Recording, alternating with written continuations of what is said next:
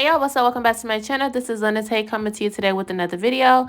In today's video, guys, I'm going to show you guys how I did this extra bohemian curly knotless box braid style. Okay, so the hair I'm using is the Queen Bee, and this is 60 inches in the color 1B, and also I have the color number 2. So her hair is kind of like, her hair is a color number 2, but the curly hair that she bought, it's more so like a 1. Okay, so what we wanted to do is we wanted to just kind of mix the colors together to give her that perfect color for her hair, also to match the hair that she wanted to be added. So like I said, we're using 2 packs of the color number 1B and 2 packs of the color number 2 in the Queen Bee 60 inches. And then 60 inches is when you want like waist length and hip length, okay, and anything longer than that.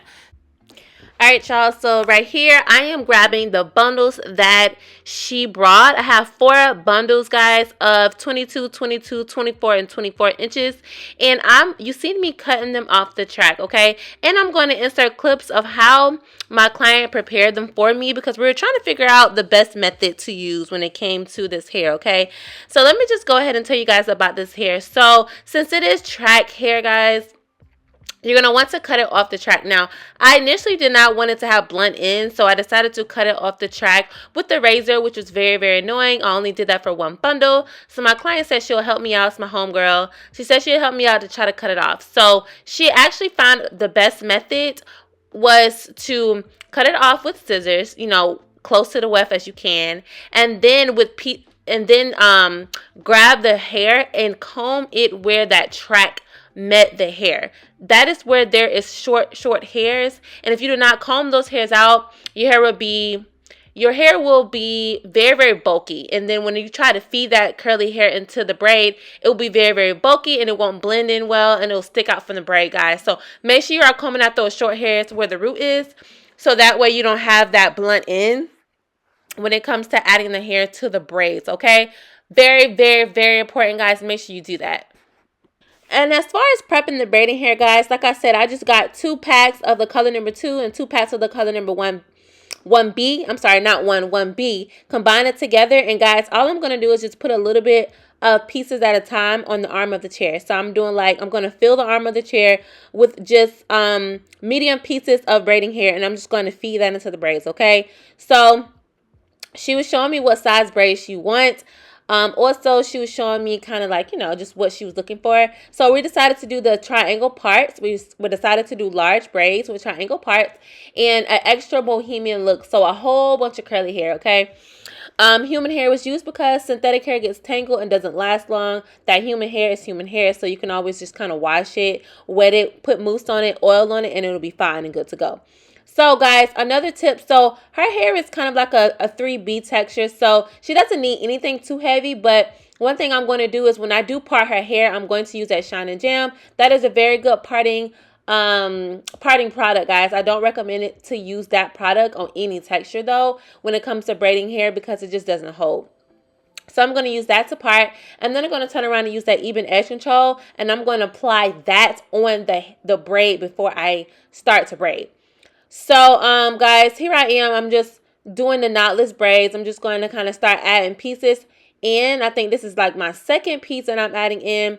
Braiding regular, guys. Just feed the hair into the thumb and the pointing finger. And whatever hand you write with, that's the hand that you should feel comfortable with feeding on that side. So, I'm left-handed. I like to feed hair in from the left-hand side.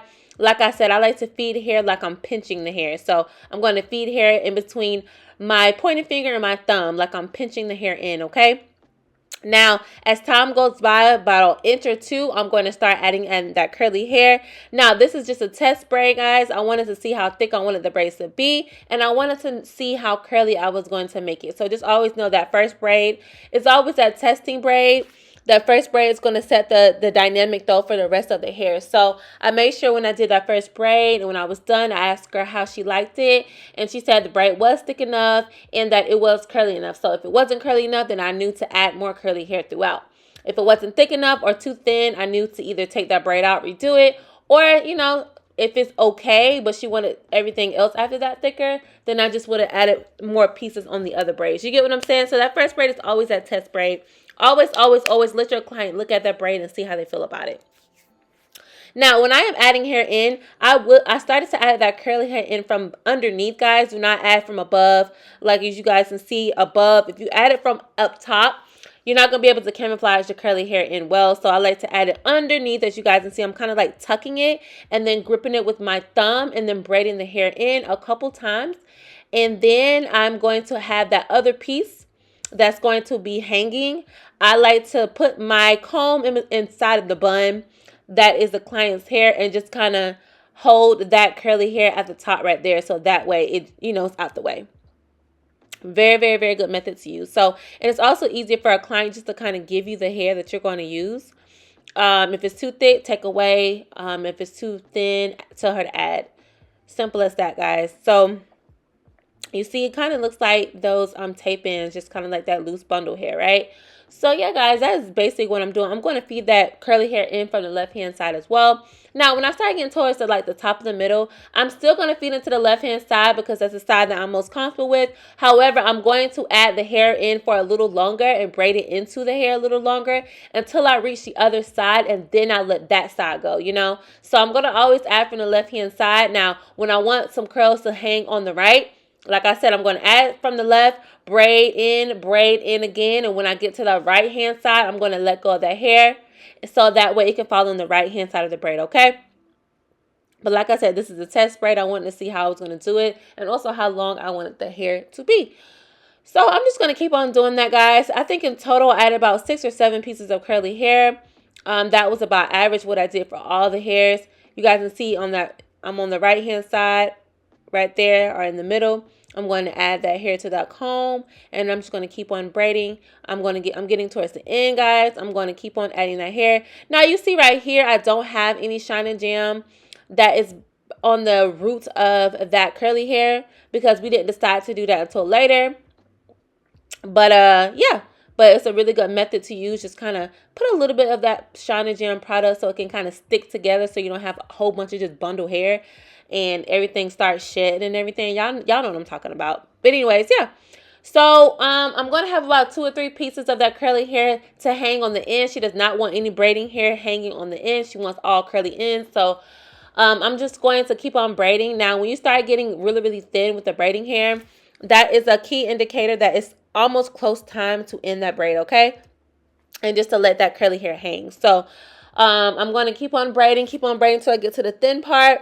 And guys, I'm going to knot the ends. So you guys are going to see me do that as well. But knotting the end is really important. Do not rubber band the ends, guys. It's so ghetto.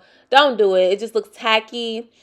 Just don't do it. Just knot the ends. So when you do knot the ends, don't just grab one leg of that braiding hair to knot the ends. Grab a tiny piece of one leg, okay, of that braiding hair. If you try to knot a big, thick piece of braiding hair, it's not going to work. It's not going to stay. It's going to unravel. So as you guys can see, I am getting towards the nitty-gritty end. And this is actually, a pretty good spot. So I do have that shine and gem in the back of my head. I'm going to kind of just rub that into the hair just to get some more stickiness. But like I said, I'm just going to show you guys what I'm talking about. I'm going to keep on braiding. So it's pretty thin. I'm getting to the point where I am feeling comfortable with ending the braid out, okay? So I'm going to piece, you see that little string, guys? It's a little string that I'm wrapping with, guys. And I'm going to show y'all in the next braid since I didn't show y'all on that one. But it's literally a tiny piece that I'm going to knot. I'm going to knot it about 10 times. And then I'm going to cut off the rest of the braiding hair and have the curly ends dangling, okay? So yeah, guys, this braid, the same thing, same concept. It doesn't have to be perfect, guys. It's bohemian. If you have, some curly hair that's more so at the top than at the bottom, that is fine, guys. Make sure that it's messy, it's unpredictable, it's all over the place. That gives it that bohemian look. So yeah, so that is basically my thought process with finishing these braids. So when I am done, guys, I will end it with that mousse. And you can put mousse on curly hair just like you do it on the synthetic hair. And that'll kind of tame the curls down and make it more like a deep wave instead of that thick, kinky curl that some people like and some people don't. But when it comes to this style, I didn't really want it to be super thick. I want it to be full but still curly but still lightweight, So I did that Afro G mousse, and I did put some of that Girl oil on her scalp, and I did it as well on the ends of the hair because it's, you know, it's human hair. I wanted to provide some moisture to the hair. So right here, guys, this is me knotting that little piece. I'm just twirling it around my 2 fingers. See how skinny that piece is? And I'm going to do that, guys, about 10 times until I feel like it's super, super secure and tight. I'm going to pull it and wrap it and knot it and pull it tight. And I'm just going to keep on doing that, guys, like 10 times until I'm running out of hair and when I feel like it's pretty secure. But yeah, I'm going to do that the same concept. I think I did about 18 braids in her hair, guys. And like I said, these are considered large. And yeah, I'm going to do that throughout her whole head. It did take me a pretty good minute, guys. With my friend, we stopped talking. We went to go eat. We did a lot of things. So it took me about, from 4, guys, it took me about 6 hours. 6 or 7 hours, guys. It took us a long time, but like I said, if I would have did this for a regular client, it probably would took about 4.5 hours. All right, and that's because you just have to stop. It's the stopping and prepping for me. We had to stop and prep. We didn't know how we wanted to do everything.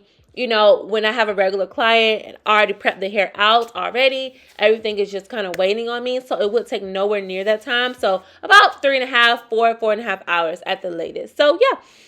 Everything I use will be in the description box below. The tools are pretty simple. I just use like a comb and an edge brush. Everything else was shown to you guys, and it will be in the description box below. Like I said, I did end it out with Girl oil and Afro G mousse, and then I just kind of cut the straggly ends and use. She didn't want any edges out, guys, either, so I didn't use anything for her edges. I just used that even edge control to kind of blend everything in. So yeah, and how she maintains this, guys, she can wash if she wants to. It is curly hair. She is going to Mexico for her birthday, so she wanted something, you know, beachy, something more fun and bohemian looking. So yeah. So yeah, that is the concept, guys. Like I said, I have that shiny gem in the back of my hands, and that is going to kind of keep everything sleek. Now, like I said, I just have that even edge control on the roots. I'm not going to put that even edge control throughout the hair. If you do have like pieces of that curly hair that is sticking out from the braid, like the blunt pieces, just cut it off because you know it's not your client's hair. So if you're nervous about that, just don't cut it off. But if it's that blunt piece and just sticking straight out from the braid, guys, you know that's not her hair, so just cut it off. But try to tuck as much as you can. One thing about large box braids, you can pretty much tuck and no one can see how, you know, what's being tucked. But if it was like small or medium, it will be more of a challenge. But the large, you know, you can pretty much kind of camouflage everything into the braid. Love you guys so much. Hope you guys are learning something and enjoy this video. Share this video, like, and comment on this video. Love you guys so much, and I will talk to y'all in the next video. Bye. Mwah.